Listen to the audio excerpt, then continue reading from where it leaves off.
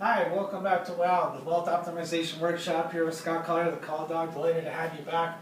Going to touch on a concept that's important. They've been around for probably a century or more, but often people don't have a good understanding of payout annuities. They are not the right fit for everyone, but they can be a very good fit for some people.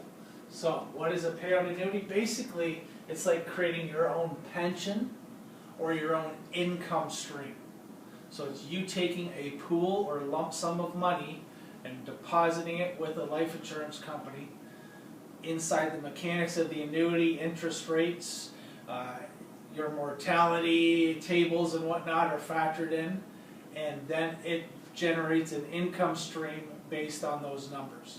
So what it's ending up happening, you can have a term certain, which you don't see as often, but a term certain is you picking out a certain period of time, 10 years, for example, 15 years, and saying, with this pool of money, I need an income for the next 10 or 15 years, boom. It generates an income stream for you for that time period.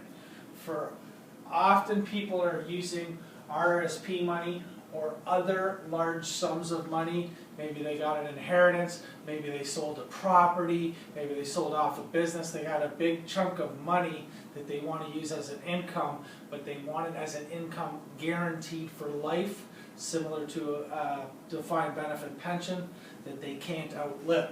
So that would be a life annuity. Now, the less guarantees and bells and whistles that you put on your life annuity, the larger the income stream per month or per year will be for as long as you live.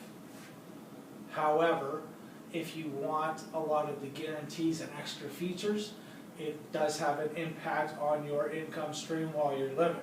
So for example, you can do a joint annuity, 2 spouses, rather than based on one person's life, could be based on both your lives.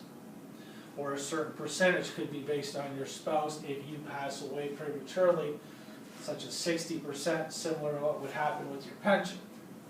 You can put a guarantee period in there. What if, God forbid, both you and your spouse passed away prematurely, and therefore you didn't receive the level of income stream you would have anticipated over a normal life expectancy?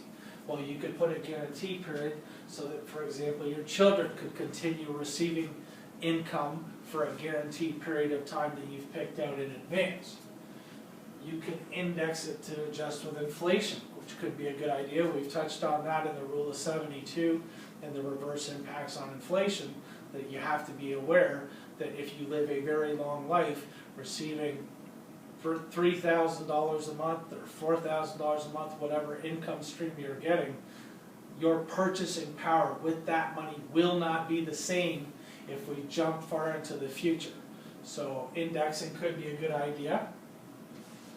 Accrual versus prescribed annuity.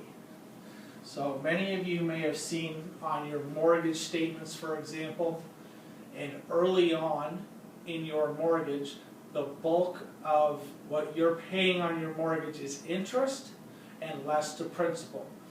The further along you pay down your mortgage, the more will be going to principal and less to interest. Does that make sense? Well, inside of an annuity, same concept.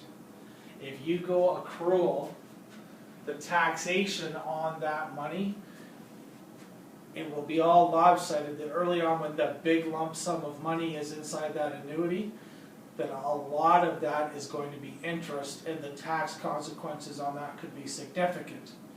However, at the end, it's primarily just paying out your principal at that point.